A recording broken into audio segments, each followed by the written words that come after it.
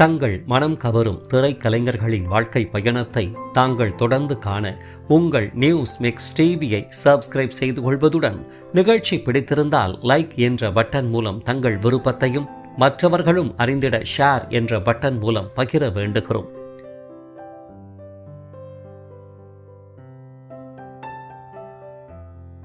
News mix TV தங்கள் அனைவரையும் அன்புடன் வரவேற்கிறது. மிக நெடிந்த உயரத்திற்கேற்ப பூசினார் போன்ற உடல்வாகு, வட இந்தியரை பிரதிபலிக்கும் தோற்ற பொலிவில் சற்று சுருள் வடிவிலான அடர்ந்த கேசத்தினையும், மீசைகளற்ற முக அமைப்பில் கவர்ந்திழுக்கும் சிறிய கண்களையும், கூர்மை மிகு நாசிகளையும் என மொத்தத்தில் திரை உலகிற்கென ஹேண்ட்ஸம் ஹீரோவுக்குரிய அத்துணை அம்சங்களை ஒருங்கே பெற்ற போதிலும் இந்திய சினிமாவில் தனக்கென்று ஓரிடத்தை தக்க வைத்துக் கொள்ளாமல் வீழ்ந்து போன கலை உலக காணல் நீர் நாயகர்தான் திரு கபில் தேவ் ஆவார். உருது தாய்மொழியாயினும் தமிழ், தெலுங்கு, கன்னடம், மலையாளம் மற்றும் ஹிந்தி உள்ளிட்ட பன்மொழிகளில் கால் பதித்து 1980 ஆண்டு முதல் 90கள் வரை சினிமா எனும் போட்டி உலகில் போராடியவர். பிரபல கலை நாயகி, மறைந்த சந்திரகலாவின் உறவினர், இந்தியாவின் முன்னணி பந்தய குதிரைகளின் சிறப்பு பயிற்சியாளர், ஊரோரமா ஆத்துப்பக்கம் தென்னந்தோப்பு எனும் இதய கோயில் திரைப்பட துள்ளிசை பாடலாகட்டும், மௌனமே மௌனமே வசந்த காலமா என்ற என் ஜீவன் பாடுது மனம் கவர் பாடலாகட்டும், புன்னகை பூத்த முகத்துடன் மணக்கண் நிறைபவர். இப்பேற்பட்ட ஏற்ற இரக்கங்களை தன்னுள் கொண்டவரான திரு கபில் தேவ் அவர்கள் எங்கு பிறந்தார், எவ்வாறு வளர்ந்தார், கலை பின்புலம் இல்லாத குடும்பத்தில் பிறந்தவர், எப்படி திரை உலகில் கால் பதித்தார், முத்திரை பதித்த திரைப்படங்கள் யாவை, எதனால் கலைத்துறையை விட்டு விலகினார், தற்போதைய வாழ்வியல் நிலை உள்ளிட்ட அடுக்கடுக்கான கேள்விகளுக்கு விடையளிக்கும் அவர்தம் நினைவலைகள் கூறும் சிறப்பு வாழ்க்கை பயணத்தை தற்போது விரிவாக காண்போம். 1960 ஆண்டு தமிழகத்தின் அண்டை மாநிலமாம் கர்நாடகாவில் உருது மொழி பேசும் இஸ்லாமிய குடும்பத்தில் பிறந்த செல்ல மகன்தான் நமது வாழ்க்கை பயண நினைவலைகளின் கலை நாயகர் இர்ஃபான் கட்டாலா எனும் இயற்பெயருடைய கபில் தேவ் ஆவார். வணிகம் மற்றும் இறக்குமதி உள்ளிட்ட வியாபாரங்களை மேற்கொள்ளும் குடும்பத்தில் இர்ஃபான் பிறந்தவராகையால் செல்வ வளத்திற்கு குறைவின்றி மகிழ்ச்சிகரமாகவே வளர ஆரம்பித்தார். இவருடைய அண்ணன் மனைவி யாரெனில் 3 தெய்வங்கள், புகுந்த வீடு, அலைகள் மற்றும் உலகம் சுற்றும் வாலிபன் உள்ளிட்ட வெற்றி திரைப்படங்களின் ஹீரோயின் சந்திரகலா ஆவார். வசந்தத்தில் ஓர் நாள், மணவரையோரம் என்ற பாடலாகட்டும், செந்தாமரையே செந்தேன் நிலவே என்ற பாடலாகட்டும், தங்க தோணியிலே தவழும் பெண்ணழகே என்ற பாடலாகட்டும் உள்ளம் நிறைந்தவர். எவ்வாறு சினிமா பின்புலமானது இர்ஃபான் குடும்பத்தில் சந்திரகலா வடிவில் தோன்றியது எனலாம். இயற்கையிலேயே ஆடல் பாடல் என பெரும் துடிதுடிப்புடன் வளர ஆரம்பித்த இர்ஃபான் அவர்கள் தனது பள்ளி கல்வியை பெங்களூருவில் ஆரம்பித்த நிலையில் பள்ளியில் இடம்பெறும் நாட்டிய போட்டிகளில் பங்கேற்று முதன்மை மாணவராக பரிசுகளை வென்றே வந்தார். இதன் பேரில் கல்வியுடன் நாட்டிய கலையையும் நன்கு இணைத்து கொண்டு வளர ஆரம்பித்தவர் குடும்பத்தின் வியாபார சூழல் காரணமாக தமிழகத்தின் தலைநகராம் சென்னைக்கு இடம்பெயர்ந்தார். இவ்வாறு சென்னையில் கால் பதித்தவர் தனது கல்லூரி படிப்பையும் பிரபல கல்லூரி ஒன்றில் வெற்றிகரமாக தொடர்ந்தார். ஏற்கனவே தனது அண்ணியார் சந்திரகலா வடிவில் கலை பின்புலம் இருப்பினும் ஒரு சினிமா ஹீரோவுக்குரிய அத்துணை அம்சங்களையும் ஒருங்கே பெற்றவராக கல்லூரி நாட்களில் காட்சியளித்த இர்ஃபானுக்கு சொல்லவா வேண்டும், உடன் படித்த நண்பர்களின் தூண்டுதலின் பேரில் நிஜ வாழ்விலும் ஹீரோவாகித்தான் போனார் என்றே கூற வேண்டும். இவ்வாறு இர்ஃபான் கட்டாலாவின் இளமை பயணம் சுழன்று கொண்டிருந்த வேளையில்தான் தமிழ் திரையுலக வாய்ப்பும் நாடி வரத்தான் ஆரம்பித்தது எனலாம். அதுவும் எப்படியெனில் இயக்குனர் மற்றும் நகைச்சுவை கலைஞரான ஆர் சுந்தர்ராஜன் அவர்கள் மோகன், பூர்ணிமா ஜெயராம் நடிப்பில் பயணங்கள் முடிவதில்லை என்ற தனது முதல் சில்வர் ஜூப்ளி வெற்றி திரைப்படத்தை இயக்கி வெளியிட்ட நிலையில் அடுத்த திரைப்படத்தை இயக்க முற்பட்ட போது அதற்குரிய கலைஞர்களை தேர்வு செய்து வந்த வேளையில்தான் ஹீரோவாக தேர்வாகி போனார் இர்ஃபான் அவர்கள். இதன் பேரில் 1982 KRG புரொடக்ஷன்ஸ் தயாரிப்பில் ஆர் சுந்தர்ராஜனின் கதை வசனம் மற்றும் இயக்கத்தில் வெளியான அந்த ராத்திரிக்கு சாட்சியில்லை என்ற சற்று மாறுபட்ட கதையம்சம் கொண்ட திரைப்படத்தின் நாயகனாக சுலோச்சனாவின் இணையாக இர்ஃபான் கட்டாலா என்ற தனது இயற்பெயர் இல்லாமல் கபில் தேவ் என்ற திரையுலக பெயரில் முதலில் அறிமுகமானார். KV மகாதேவன், புலமைப்பித்தன் பாடலிசை கூட்டணியில் எஸ் ஜானகி, SP பாலசுப்ரமணியம் பின்னணியில் ஒலித்த மணி ஓசையும் என்ற பாடலில் மனம் தொட்டிருப்பார் கபில் தேவ் அவர்கள். காமெடி நாயகர் கவுண்டமணி வில்லனாக தோன்றிய இத்திரைப்படத்தில் முதல் படம் எனினும் பல திரைப்படங்களில் தோன்றியது போன்ற முதிர்ச்சியால் ரசிகர்களின் மனதில் பேரிடம் பிடித்தவராக மாறிப்போன கபில் தேவிற்கு திரைப்பட வாய்ப்புகள் இதனைத் தொடர்ந்து சற்று அணிவகுத்துதான் நின்றன எனலாம். இதன் பேரில் மீண்டும் சுலோக்ஷனாவுடன் இணைந்து கபில் தேவ் நடித்த சுப முகூர்த்தம் என்ற திரைப்படம் எதிர்பார்த்த வெற்றியை பெற்றது. ஜனரஞ்சகமிக்க கதையம்சம் கொண்ட இத்திரைப்படத்தில் நடிகர் விசுவை பிரதிபலிக்கும் வகையில் ராஜமன்னார் என்ற கல்யாண தரகர் கதாபாத்திரத்தை ஏற்று உள்ளம் தொட்டிருப்பார் நடிகர் பிரசன்னா அவர்கள். தொடர்ந்து 2 திரைப்படங்களிலும் கதையின் நாயகராக தடம் பதித்து வந்த கபில் தேவ் அவர்களுக்கு இதன் பின்னர் ஏனோ தெரியவில்லை, ஹீரோ என்ற நிலையை தக்க வைக்க முடியாமல் சில தொழில் போட்டிகள் காரணமாக 2ஆம் நாயகர் என்ற இடத்திற்கு தள்ளப்பட்டார் என்றே கூற வேண்டும். இதன் பேரில் தமிழ் திரையுலகம் ஒரு ஹேண்ட்ஸம் ஹீரோ ஒருவரை இழந்துவிட்டது என்றே எண்ண தோன்றுகிறது. இதனைத் தொடர்ந்து மோகன் நடிப்பில் வெளியான அர்ச்சனை பூக்கள், விஜியுடன் கல்லூரி கனவுகள், ஜீவிதாவுடன் சங்கு புஷ்பங்கள் என தோன்றி நடித்து வந்தவரை புகழின் உச்சத்தில் அமர வைத்து அழகு பார்த்த திரைப்படம்தான் 1985 வெளியான இதய கோவில் ஆகும். கோவை தம்பியின் மதர்லாண்ட் பிக்சர்ஸ் தயாரிப்பில் எம்ஜி வல்லவன் கதை வசனத்தில் மணிரத்தினத்தின் இயக்கத்தில் மோகன், அம்பிகா, ராதா நடிப்பில் வெளியான இதய கோவில் என்ற திரைப்படத்தில் சுரேஷ் என்ற கல்லூரி மாணவராக, கதையின் நாயகி சூர்யா எனும் ராதாவை ஒருதலையாக உருகி காதலிக்கும் காதலராக அமைதி தவழும் முகத்துடன் தோன்றி மனம் கவர்ந்திருப்பார் கபில் தேவ் அவர்கள். கதையின்படி தனது காதலியை பறிகொடுத்து மதுவுக்கு அடிமையாகி போன பின்னணி பாடகர் ஷங்கர் எனும் மோகன் மீது காதல் கொண்டு அக்காதல் கைகூடாத நிலையில் தன்னையே காதலிக்கும் தனது கல்லூரி நண்பரான சுரேஷ் எனும் கபில் தேவை திருமணத்தில் கரம் பிடிக்க முற்படும் வேளையில் மறைந்து போகும் கதாபாத்திரத்தில் கலங்க வைத்திருக்கும் ராதாவை இறுதி வரை காதலியாக அடைய முடியாத நாயகராக ஊச்கொட்ட வைத்திருப்பார் கபில் தேவ் அவர்கள். இளையராஜா வாலி பாடலிசை கூட்டணியில் இளையராஜா சித்ரா பின்னணியில் ஒலித்த ஊரோரமா ஆத்துப்பக்கம் தென்னந்தோப்பு என்ற பாடலில் ஹீரோயின் ராதாவுடன் இணைந்து நாட்டிய குழுவினரோடு தனது உயரத்திற்கேற்றவாறு நாட்டியத்திலும் உச்சம் தொட்டிருப்பார் கபில் தேவ் அவர்கள். கதை அமைப்பு, பாடல், இசை போன்ற காரணிகளால் மாபெரும் வரவேற்பை பெற்ற இத்திரைப்படமானது வணிக ரீதியாகவும் வெற்றி கண்டது. இளையராஜாவின் பாடல் வரிகள், இசை மற்றும் பின்னணியில் ஒலித்த இதயம் ஒரு கோயில் என்ற மெகா ஹிட் பாடலானது அவருடைய மனைவி ஜீவா அவர்களை மனதிற்கொண்டு விளைந்த பாடல் என அறியப்படுகிறது. இத்திரைப்படத்திலும் தனது பங்களிப்பை கபில் தேவ் சிறப்பாக தந்திருந்தாலும் அதைவிட மோகனும் ராதாவும் ஸ்கோர் செய்திருப்பர்.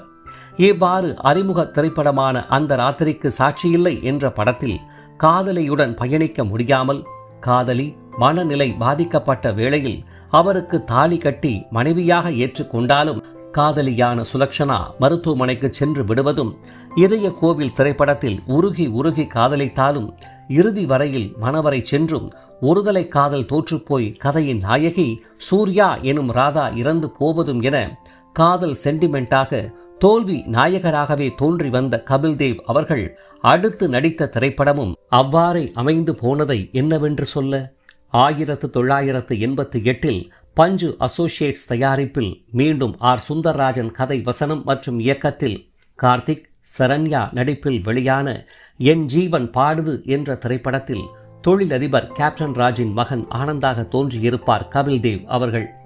கதையின்படி காதலியின் ஏமாற்று தனத்தால் தற்கொலை செய்து கொள்ளும் சுரேந்திரன் எனும் கார்த்திக் நர்மதா என்ற சரண்யா கண்களுக்கு மட்டும் அரூப ரூபமாக தெரிய எஸ் ஜானகியின் பின்னணியில் ஒலித்த ஒரே முறை உன் தரிசனம் என்ற பாடலை பாடி சுரேந்திரனையே விரும்பும் நர்மதாவை ஒரு தலையாக காதலிக்கும் கபில் தேவ் ஆனவர் இளையராஜா பஞ்சு அருணாச்சலம் பாடல் வரிகளில் மனோவின் பின்னணியில் ஒலித்த மௌனமே மௌனமே வசந்த காலமா என்ற பாடலை பாடி தனது உள்ளத்தின் காதல் வலியை வெளிப்படுத்தினாலும் வழக்கம் போல கதையின் நாயகி நர்மதா தற்கொலை செய்து கொள்ள என திரைப்படம் சோகத்துடன் நிறைவுறும்.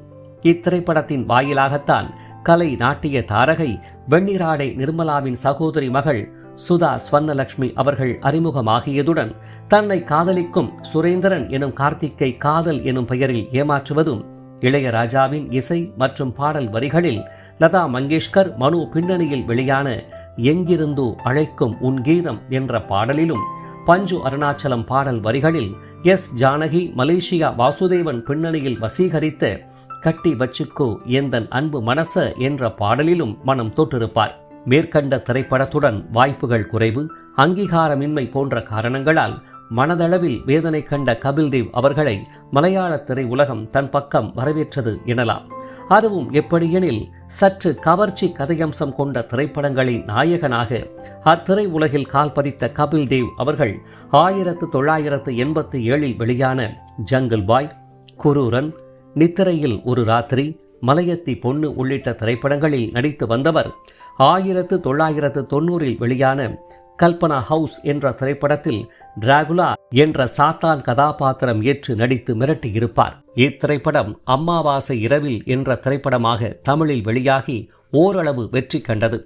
இவ்வாறு தமிழில் கால் பதித்து மலையாளத்தில் வளர்ந்து வந்தவரை ஹிந்தி திரை உலகமும் தன் பங்கிற்கு வரவேற்றது எனலாம். இதன் பேரில் கபில் தேவ் எனும் திரை உலக பெயருடையவர் அதே பெயரில் பிரபல கிரிக்கெட் பிளேயர் ஒருவரும் இருந்தமையால் பெயர் குழப்பம் வந்துவிடக்கூடாது என்ற அடிப்படையில் கர்சான் என்ற பெயரை இணைத்து கபில் கர்சான் என்ற பெயரில் பாலிவுட்டில் தடம் பதித்தார். இதனைத் தொடர்ந்து ஜவானி கி கஹானி, இஸ்ஸாத் ஆப்ரு, காச்சி ஜவானி, ஜவானி கி குர்பானி, பியாசா தரிந்தா, காலா கோச், தோ ஃபந்தோஷ் என 16க்கும் மேற்பட்ட திரைப்படங்களில் தோன்றி ஹிந்தி திரையுலக ரசிகர்களையும் கவர்ந்து வந்தார். இவ்வாறு பன்மொழி திரைப்படங்களில் தடம் பதித்து தனக்கென்று ஓரிடத்தை பிடிக்க போராடி வந்த கபில் தேவ் அவர்கள் 1990 பர்ஃபெக்ட் சினி ஆர்ட்ஸ் தயாரிப்பில் ஜெயதேவி கதை வசனத்தில் வேலு பிரபாகரன் இயக்கத்தில் வெளியான அதிசய மனிதன் எனும் மாபெரும் விஞ்ஞான டெரர் திரைப்படத்தில் நல்லெண்ணெய் சித்ராவின் இணை குப்தா என்ற கதாபாத்திரத்தை ஏற்று நடித்ததே அவர் நடித்த இறுதி தமிழ் திரைப்படம் என அறியப்படுகிறது. இத்துடன் தமிழ் திரையுலக பயணத்திற்கு விடை கொடுத்த கபில் தேவ் அவர்கள் இதன் பின்னர் சென்னையில் இயங்கி வந்த பந்தய குதிரைகளுக்கான பயிற்சி மையத்தில் இணைந்து தான் ஏற்கனவே அறிந்த குதிரையேற்ற பயிற்சியை சுமார் 4 ஆண்டுகள் மேற்கொண்டதுடன் தனது நண்பர்கள் மற்றும் உறவினர்களுக்கு குதிரையேற்ற பயிற்சியை அளிக்க ஆரம்பித்தார். பின்னர் 1994 பெங்களூருவில் நிரந்தரமாக குடியேறியவர் பெங்களூர் டர்ஃப் கிளப்பில் தன்னை இணைத்துக் கொண்டு தனது பயிற்சியாளர் வாழ்க்கையை ஆரம்பித்ததுடன் 2003 ஜப்டியல் என்ற குதிரை மூலம் தனது முதல் பந்தய களத்தை கண்டார். இதையடுத்து 2004 சுனிஷா என்ற குதிரையின் மூலம் மாபெரும் வெற்றி பெற்றார். பயிற்சியாளர்களுக்கு மிகவும் பொறுமையாக குதிரை ஏற்ற பயிற்சியை கற்றுத்தரும் வல்லவராகி போன இர்ஃபான் கட்டாலா எனும் கபில் தேவ் ஆனவர் பிரபல பெண் ஜாக்கியான சில்வா ஸ்டோரையுடன் இணைந்து சுமார் 16 ஆண்டுகள் வெற்றி கூட்டணியாக வலம் வந்து எண்ணற்றவர்களுக்கும் பயிற்சி அளித்தார். சென்னை, பெங்களூர் மற்றும் ஹைதராபாத் உள்ளிட்ட நகரங்களில் இடம்பெற்ற கிளாசிக் பந்தயங்களில் வெற்றி கண்டவர் 2010 பெங்களூர் குளிர்கால குதிரை பந்தயத்தில் சாம்பியன் ட்ரெய்னர் பட்டத்தையும் வென்றவராவார்.